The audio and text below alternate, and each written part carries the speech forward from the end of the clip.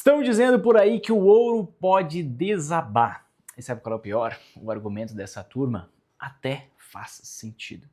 É por isso que eu decidi gravar esse vídeo, porque nos últimos períodos, últimas semanas, eu mostrei para você que a gente estava no fim do período de queda, uma lateralização, formação de fundo com divergência de alta, no ouro e na prata, e que viria uma forte alta por aí. São vídeos que eu publiquei, que você pode ver, são alguns dos últimos 5, 10 vídeos que eu postei, e a gente antecipou essa pernada forte de alta, né, de 20% na prata, de cerca de 10% no ouro, mas agora eu preciso te mostrar essa outra questão, a outra face, o outro lado da moeda, e por que que eu acredito que esse pessoal está errado, muito embora eles tenham um argumento que possa fazer sentido, tá? Antes apenas de eu entrar profundamente no tema do nosso vídeo de hoje, quero que você mande aqui embaixo quanto por cento do seu patrimônio está investido hoje em ouro e quanto por cento em prata.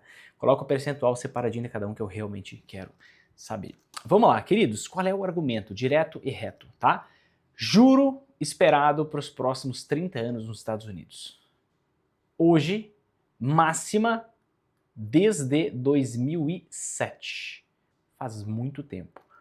Pré-estouro da bolha imobiliária americana. Muito embora o juro estava caindo por lá, né? Mas o que acontece? Sempre que você tem uma taxa de juro longa subindo, isso é predecessor de quedas. Isso é um antecipador de quedas. Por quê? Basicamente, porque quanto maior a taxa de juros esperada para o futuro, significa que maior é a taxa de rentabilidade dos títulos de renda fixa com este mesmo prazo. Então, quanto mais sobe a rentabilidade da renda fixa com um prazo longo, pior é a atratividade da renda variável. Por quê? Justamente porque maior é a atratividade da renda fixa.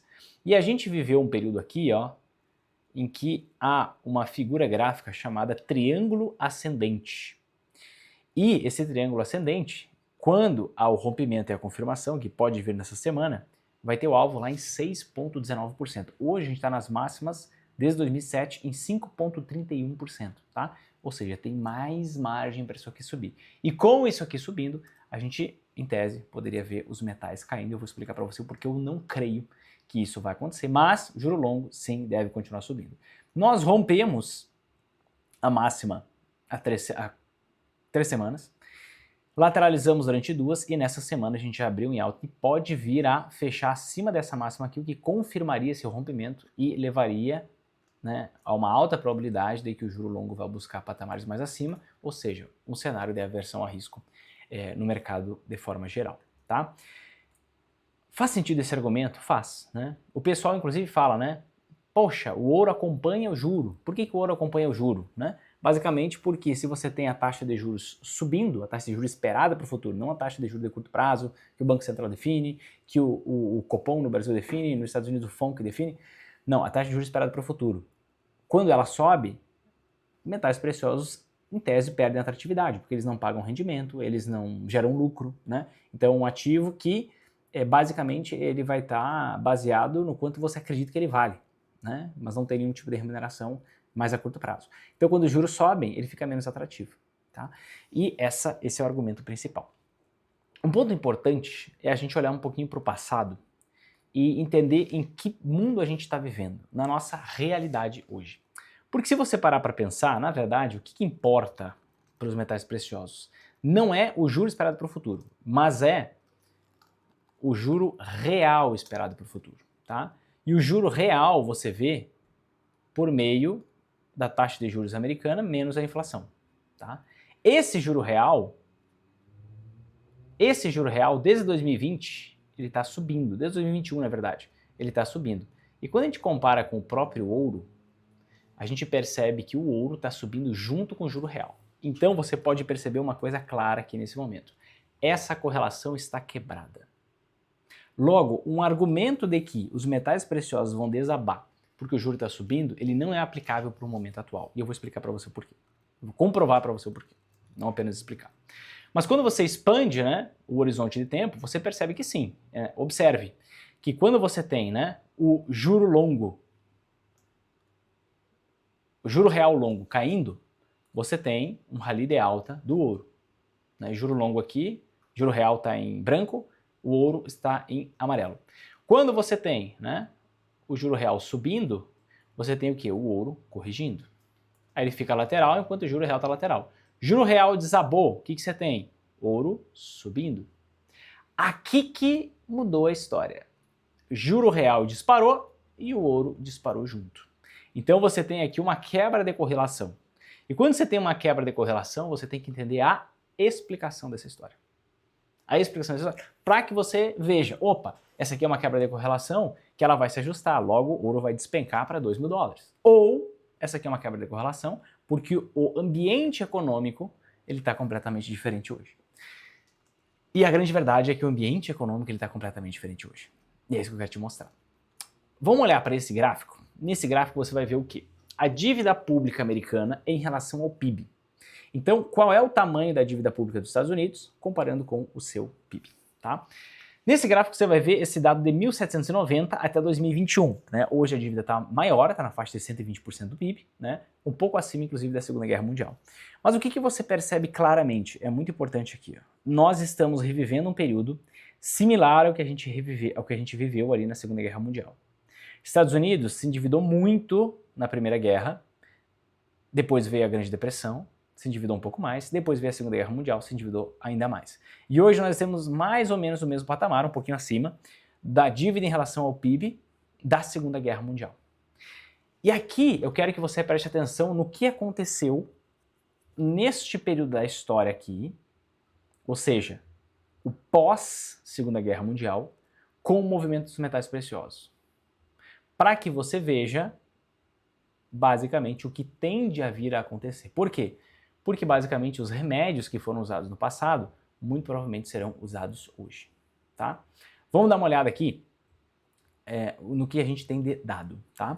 O juro de 30 anos, que é esse que está batendo as máximas desde 2007, ele não tem uma série histórica tão longa, né? A série histórica começa aqui em 1987, então a gente não pega esse período. Mas vamos pegar o juro de 10 anos, ou seja, a taxa de juros esperada para os próximos 10 anos em cada período da história. E você percebe aqui, ó, que a partir do momento que a gente chegou, olha só as datas, tá? 1945, o juro esperado para os próximos 10 anos nos Estados Unidos estava na faixa aqui de 2%. E foi para 15%, quase 16% lá em 81, tá? Por que isso aconteceu? Porque a dívida cresceu muito. Então, a dívida disparou. Quando a dívida chegou no patamar de hoje, o que aconteceu? O juro de 10 anos começou a disparar. E disparou sem parar por décadas, tá? Exatamente o que pode ter começado em 2020, né? O que pode ter começado em 2020, e esse aqui pode ser um movimento extremamente amplo, tá?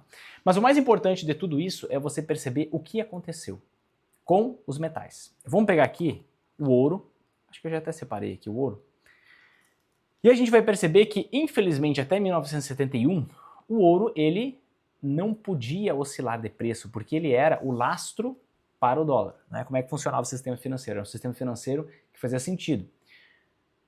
O dólar era o lastro para todas as moedas do mundo e o ouro era o lastro para o dólar. Então, os Estados Unidos só podiam ter a quantidade de dólar correspondente a quanto eles tinham de reservas de ouro. Em 1971, eles liberaram o ouro para oscilar, e aí, o que aconteceu? Observe, vamos olhar de 71 para frente, que é o dado que a gente tem, né?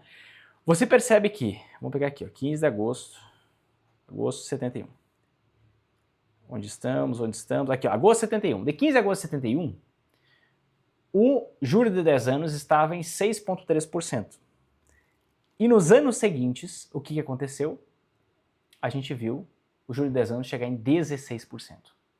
Como é que estava o preço do ouro? O preço do ouro não vai aparecer aqui, vai aparecer aqui, ó, tá? O preço do ouro, deixa eu até ver se eu colocar num logaritmo, vai ficar melhor. O preço do ouro estava aqui na faixa dos $35, né, quando ele começou a oscilar livremente. E ele subiu até quanto? Até aqui, ó, $689, aproximadamente $700. Ou seja, o ouro multiplicou por 20 vezes durante um período de alta no juro de 10 anos. Isso parece loucura, mas isso tem uma lógica, isso tem uma explicação. Por que que o ouro quebrou a correlação com o juro longo, assim como quebrou agora? Por conta da dívida. Quando você tem uma dívida extremamente alta em relação ao PIB, o que acontece? O receio o medo de você não ser pago se você investir em títulos públicos americanos, ele cresce. Então se você tem juro longo disparando, pensa comigo, reflete, tá? Você tem juro longo disparando, o cenário para as empresas que precisam tomar dívida, precisam tomar empréstimo, fica mais complicado, porque elas vão pagar taxas de juros mais altas pelos empréstimos. Hoje você tem uma situação diferente, você tem muitas empresas que conseguem investir fortemente sem tomar muita dívida, usando muito do seu caixa, né? Tesla é um exemplo, né? Por exemplo. Algumas outras empresas, por exemplo, Google conseguiam fazer isso, agora estão recorrendo inclusive a empréstimo, talvez enquanto dá tempo, enquanto os juros não disparam pra caramba, mas estão usando empréstimo para investir, mas gera muito caixa, né? Então essas empresas geram muito lucro, conseguem investir muito sem tomar empréstimo ou tomando um pouco empréstimo diante do total de investimento que estão fazendo, né? Isso pode sustentar a alta do mercado de ações, pode, não quer dizer que vai, né? Mas quando você tem o juro longo disparando, o cenário fica mais complicado para as empresas, isso é verdade, isso é fato. Eu não tenho uma altíssima exposição a ações americanas, a ações globais, inclusive. Eu tenho uma alocação mais difusa em outras classes de ativos. Mas o que acontece? Em tese, quando o juro longo sobe, fica mais atrativa a renda fixa. Só que diante de uma dívida tão alta, e não é um cenário exclusivo dos Estados Unidos, tá? A gente vê a relação dívida-PIB do mundo muito alta, inclusive do Brasil. O Brasil provavelmente ano que vem vai chegar em 100% de dívida PIB.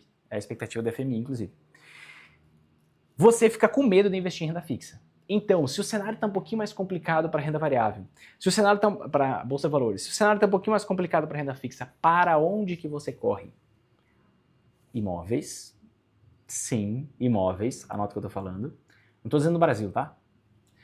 Mas imóveis, terras e metais preciosos. Porque por mais que não seja um ativo que vai te pagar um rendimento, um dividendo, vai gerar um fluxo de caixa, ele é uma reserva de valor. E essas reservas de valor são muito procuradas justamente nesses períodos onde você tem um nível de endividamento tão alto, o que a gente chama tecnicamente de uma crise fiscal, em que você não encontra uma resolução para esse problema. Até porque, qual que geralmente é o remédio para as crises fiscais? Qual que geralmente é o remédio adotado para quando um país tem uma dívida extremamente elevada?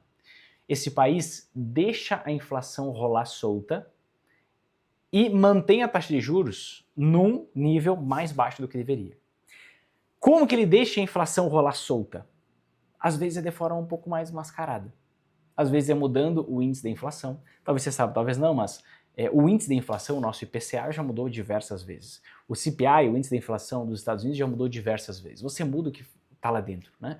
O próprio Kevin Warsh, que é o presidente do Banco Central americano, ele inclusive fala muito bem do Trimmed Mean PCE, que basicamente vai ser deixa eu até puxar esse dado aqui, ó, Trimmed Mean PCE, e vamos pegar o PCE anual, para você ver a diferença. O Trimmed Mean, ele basicamente é uma métrica de inflação que tira os extremos, tanto aqueles bens e aqueles serviços que mais volatilizaram os preços, tanto para cima quanto para baixo, tira da conta e pega só o meio, né? Então faz uma cesta dos produtos que menos oscilaram. Se você pegar pela ótica do Trimmed Mean, a gente está no menor nível de inflação desde 2021. Então não teve nenhum repique de alta da inflação, pela ótica do Trimmed Mean. A gente está em 2,23% de inflação. Se eu pegar o PCE, olha a diferença. Se eu pegar o PCE, que hoje é a métrica-alvo do Banco Central americano, a gente está hoje em 3,7%. A gente teve um forte repique em 2026. Mas se eu pegar o Trimmed Mean, eu não tive repique nenhum, só caiu, queda atrás de queda. Então muitas vezes o que os países fazem? Eles vão lá, deixam a taxa de juros mais baixo do que deveria se continuasse com o mesmo índice meta de inflação, muda esse índice ou troca esse índice para deixar a inflação real rolar mais solta.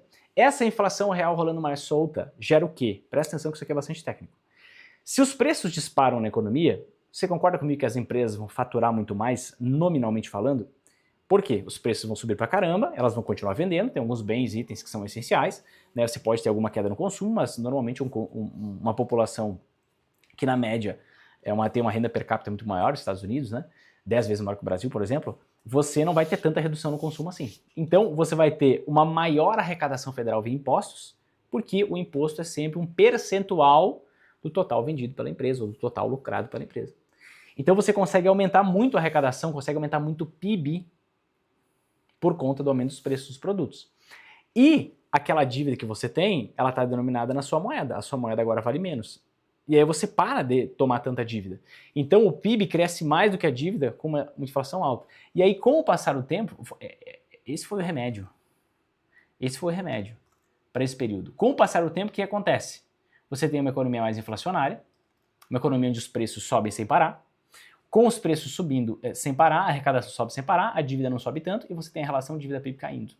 Não porque você reduziu a dívida, mas porque você aumentou o PIB via inflação. Via inflação. Nesse período aqui, ó, até a década de 80, o que você teve valorizando muito? Você teve imóveis e metais preciosos valorizando muito. Tá? Então, diante do atual momento econômico, em que nós temos essa quebra de correlação clara, que a gente pode ver aqui a partir de 2020, foi justamente o momento onde a dívida pública começou a disparar, né? Por conta ali de toda aquela montanha de dinheiro, trilhões e trilhões injetados pelos Estados Unidos em 2020, que não estou dizendo que não deveria ter sido feito, tá?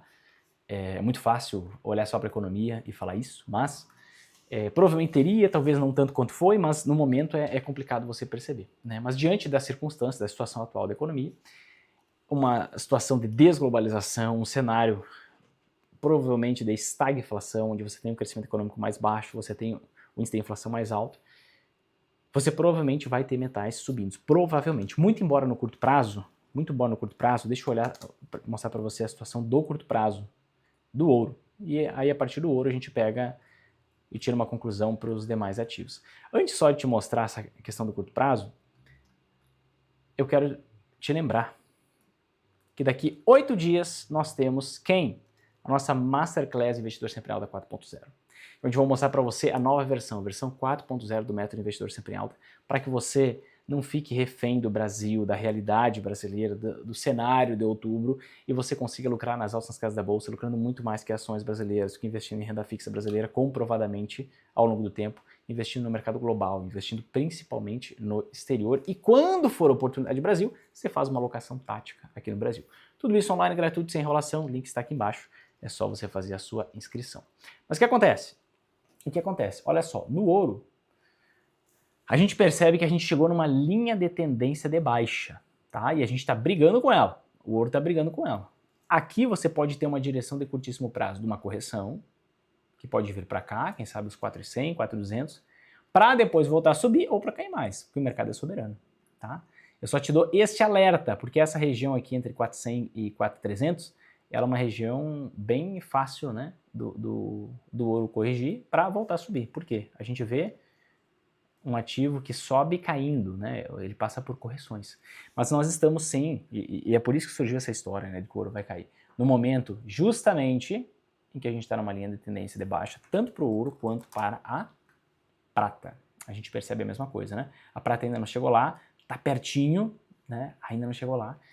Em breve, pode ser que chegue ou pode ser que corrija para depois seguir o seu movimento de alta. Mas para mim, o que mais parece é que sim, nós vamos ter um ciclo bem estendido, que não é de dias, é de anos, dos metais preciosos em alta, por conta de um alto endividamento geral, juros longos, ou seja, taxa de juros esperadas para o futuro cada vez mais altas, por conta de um problema de dívida. Esse problema de dívida vai ser resolvido por confisco? Não faz sentido, né? É um tiro no pé, tem que ser muito burro, ignorante, diria até idiota, para confiscar alguma coisa, em qualquer país, né? Você pode ter uma hipótese de confisco quando as reservas internacionais estão negativas. É um caso muito pontual, muito raro. Mas é muito mais fácil você fazer o quê? Deixar a inflação rolar solta, troca o índice, né? E aí você deixa o PIB subir pra caramba, a dívida não sobe tanto e você regula isso maquiando um pouquinho a história, tá? Se você quer ter esse nível de entendimento e conseguir lucrar nas altas casas da bolsa, no Brasil e no exterior, para não depender das economias, para não depender do desempenho econômico dos países, mas conseguir lucrar, inclusive, quando esses países vão mal, fica o convite, próxima terça a gente se vê. Se esse vídeo fez sentido para você, toca em gostei, compartilha com seus amigos, se inscreve no canal, ativa o sininho e lembra de comentar aqui embaixo. Quanto por cento do seu patrimônio é investido em ouro, quanto por cento é investido em prata, eu realmente quero saber. E eu acho que isso aqui pode passar por oscilação de curto prazo, mas o cenário é de